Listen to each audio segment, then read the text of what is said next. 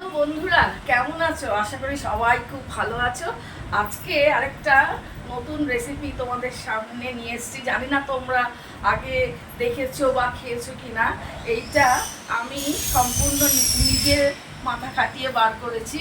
আর রেসিপিটার নাম আমি দিয়েছি চিকেন পনির কম্বো ফ্রাই।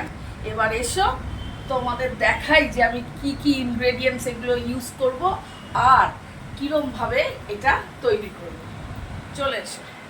পনির ফ্রাই করতে গিয়ে আমি কি কি ইনগ্রেডিয়েন্টস নিয়েছি দেখো। বিস্কুটের গুঁড়ো নিয়েছি। এইখানে দেখো এই কাপের 1 কাপ ময়দা, 1 কাপ কর্নফ্লাওয়ার আর 1/3 হচ্ছে চালের গুঁড়ো নিয়েছি। এটা পরে মিক্সড করব।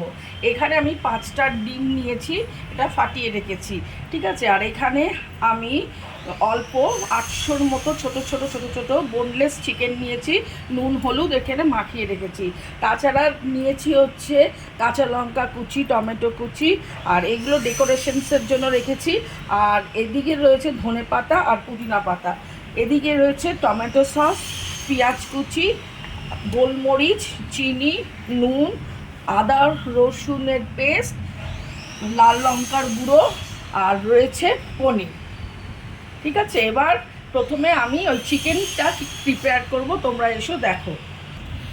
কড়াইয়ে আমি অল্প তেল নিয়ে গরম করেছি। এবার আমি ছোট ছোটোভাবে পেঁয়াজ কুচিগুলো সব গরম তেলে দিয়ে দিচ্ছি হালকা করে ভাজার জন্য। পেঁয়াজটা এরকমভাবে ফ্রাই করছি, হালকা লাল লাল হবে। তারপরে আদা রসুন এখানে পেস্টের সঙ্গে যোগ হবে, তারপরে চিকেনটা যোগ হবে। পেঁয়াজটা হালকা হালকা ভাজা হয়েছে, সাদা রং আছে কিন্তু ট্রান্সপারেন্টও হয়েছে। এর সঙ্গে আমি 3 চামচ আদা রসুনের পেস্ট দিয়ে দিচ্ছি এবং এটাকে ভালো করে ভাজবো। এরপরে পরিমাণ মতন মানে একটা টমেটো ছিল, সেই টমেটোকে ছোটো ছোটো করে কেটে আমি এর মধ্যে অ্যাড করে দিচ্ছি। এবার যে চিকেনটা বোনলেস আমি নুন আর হলুদ মাখিয়ে রেখেছিলাম এর মধ্যে দিয়ে দিচ্ছি।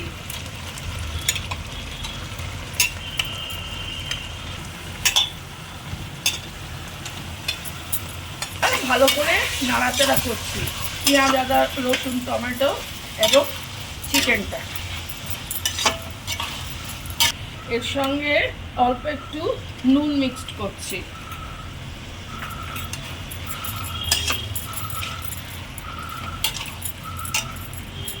এর সঙ্গে আমি অল্প কিছু কাঁচা লঙ্কা দিচ্ছি, টমেটো সস একটু অ্যাড করছি।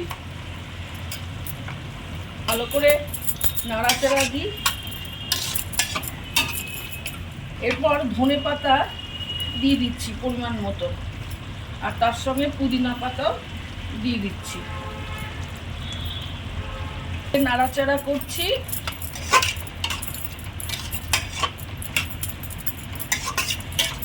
রং করার জন্য একটু কাশ্মীরি লাল লঙ্কার গুঁড়োটা একটু দিয়ে দিলাম। ছোটো ছোটো চিকেনগুলো সব সেদ্ধ হবে, এটা একটু হতে থাক। হ্যাঁ, এর মাঝখানে আমি পনিরটাকে একটু স্লাইস করছি, ঠিক আছে। আমি 1 কিলো পনির নিয়েছি, পনিরগুলোকে তখন আমি একটু স্লাইস করছি।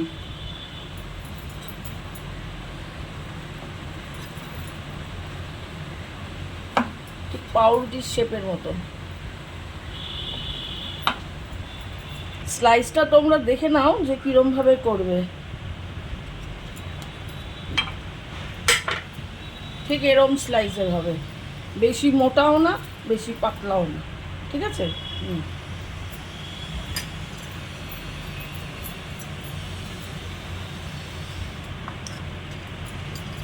আমার পনিরগুলোকে কাটা হয়ে গেছে, এরকম স্লাইস করে করে কেটেছি। এবার আমি দেখাবো যে আমি কীরমভাবে এই স্লাইসের মধ্যে চিকেনটাকে দেবো। কারণ এখন আমার চিকেনটাও একটু দেখে আসি যে কতটা হয়েছে। চিকেনটা হয়ে গেছে, যে জলটা বেরিয়েছে ধরো, সেই জলটা এবং একে আমি গ্রাইন্ড করব না মিক্সিতে, চিকেনটা ঠান্ডা হলে তবে মিক্সিতে গ্রাইন্ড করব। এই জলটা সেটা ওই গ্রাইন্ডিংয়েই কাজে লেগে যাবে। চিকেনটা আমার হয়ে গেছে, গ্যাসটা অফ করে দিচ্ছি।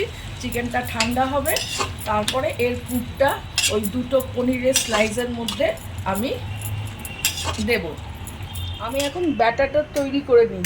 ব্যাটারটা তৈরি করতে আগেই তোমাদের বলেছিলাম এরকম কাপের 1 কাপ আমি ময়দা নিয়েছি, 1 কাপ কর্নফ্লাওয়ার নিয়েছি, আর 1/3 হচ্ছে চালের গুঁড়ো নিয়েছি, আর তাছাড়া 5খানা ডিম আমি আগে থেকে ফাটিয়ে রেখেছি। এগুলো সবই এর সঙ্গে অ্যাড করব। এবার ব্যাটারটা আমি তৈরি করে নিই। ডিমটা এর সঙ্গে অ্যাড করে দিলাম।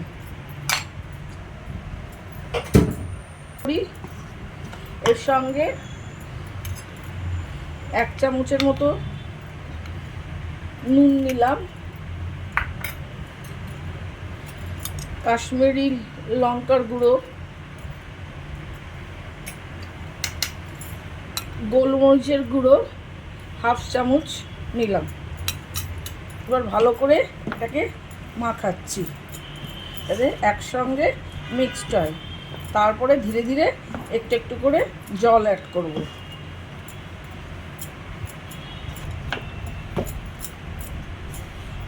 একসঙ্গে ময়দা, কর্নফ্লাওয়ার, চালের গুঁড়ো আর ডিম এরকম করে মিশাচ্ছি। এবারে আস্তে আস্তে জল অ্যাড করছি, হালকা হালকাভাবে। ফার্স্টে অল্প অল্প করে জল দেব, তারপরে জলের সঙ্গে ভালো করে মিশাবো। ব্যাটারটা রেডি হয়ে গেছে, ঠিক এরকম কনসিস্টেন্সি, খুব মোটাও না খুব পাতলাও না। এবার চলো চিকেনটার কাছে যাই, মিক্সিতে চিকেনকে গ্রাইন্ড করব। চিকেনটা রান্নাও হয়ে গেছে, সেদ্ধও হয়েছে। এবার মিক্সিতে আমি একে গ্রাইন্ড করে নেব। ঠান্ডা হয়ে গেছে, এখন আমি এগুলোকে মিক্সিতে দিয়ে দিচ্ছি, চিকেনটাকে করে গ্রাইন্ড করব। এর মধ্যে কিছু জল আছে, সেটা আমার এই গ্রাইন্ডিংয়ের কাজে লেগে যাবে।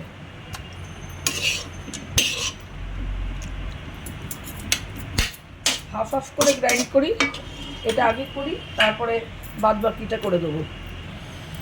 আমার চিকেনটা আমি মিক্সিতে গ্রাইন্ড করে নিয়েছি, তৈরি হয়ে গেছে। এরপরে আমি এই পনিরের মধ্যে যেরকম মাখন মাখায় পাউরুটির মধ্যে, ঠিক সেরকমই এটাকে ধরো পনিরটাকে পাউরুটি হিসেবে কনসিডার করে তার উপরে এরকম করে আমি আস্তে আস্তে করে এরকম করে করে চিকেনটা দিয়ে আরেকটা পনিরের স্লাইস দিয়ে আমি এরকমভাবে ঢেকে দেবো।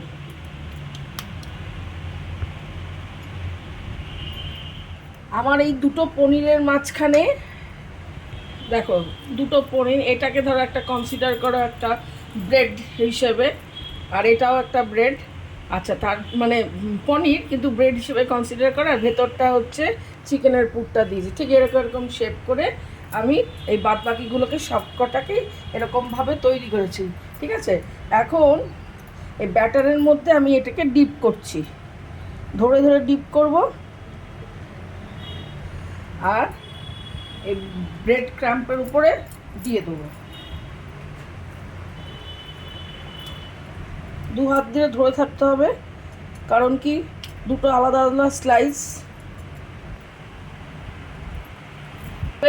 সবকটাই আমি ব্যাটারের মধ্যে চুবোবো আর ব্রেড ক্রাম্পের মধ্যে দিয়ে দেবো।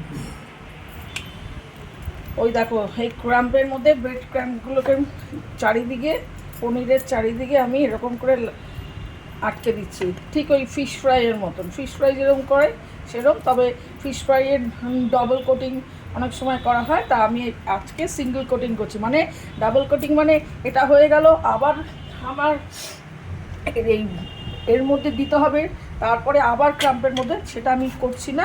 আমি আজকে এই সিঙ্গেলভাবেই করে দিচ্ছি। দেখো, ঠিক এরমভাবে তৈরি করে রাখবো, রেখে তারপরে গরম তেলে ভাজবো। আমার চিকেন পনির কম্বো ফ্রাইয়ের যে র মেটেরিয়ালটা ঠিক ফিশ ফ্রাইয়ের মধ্যে দেখতে, দেখো আমি রেডি হয়ে গেছে। কড়াই আমি তেলও গরম করেছি, এবার আস্তে আস্তে আমি ছাড়ছি গরম তেলে।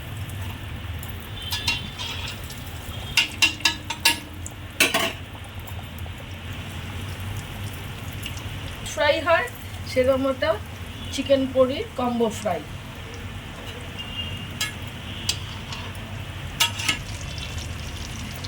এটা প্রায় ভাজা হয়ে গেছে, চিকেন পনির কম্বো ফ্রাই। দেখো ঠিক ফিশ ফ্রাইয়ের মতো দেখতে হয়, ঠিক আছে।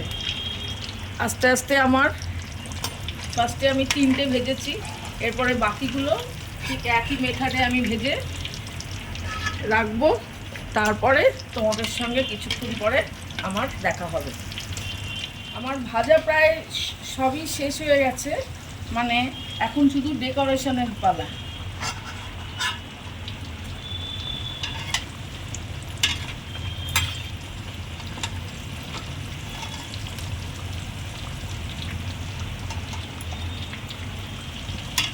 এই দেখো আমার চিকেন পনির কম্বো ফ্রাই রেডি। হ্যাঁ, এবার আমি একটু ডেকোরেশন করে দিচ্ছি।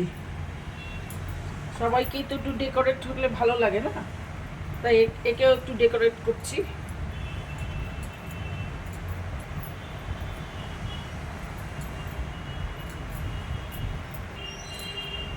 এর উপর একটু একটু ধনেপাতা দিয়ে দিচ্ছি, colour combination yellow green white.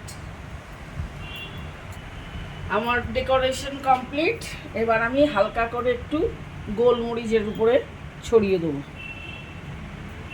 ব্যাস, চিকেন পনির কম্বো ফ্রাই একদম রেডি।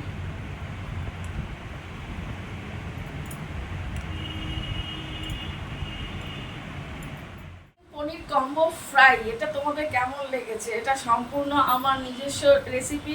তোমরা যদি আগে এই রেসিপিটা কোনোদিন দেখে থাকো বা খেয়ে থাকো আমাকে কমেন্ট বক্সে জানাবে, ঠিক আছে। আবার নেক্সট দিন নতুন নতুন করে নতুন রেসিপি তোমাদের সামনে নিয়ে আসবো। ততক্ষণের জন্য ভালো থেকো, সুস্থ থেকো, আর আমাকে লাইক কমেন্ট শেয়ার করো। কমেন্ট করতে আমার ভালো লাগে, আর অবশ্যই আমার ভিডিওটা দেখতে থেকো, ঠিক আছে। ততক্ষণের জন্য বাই।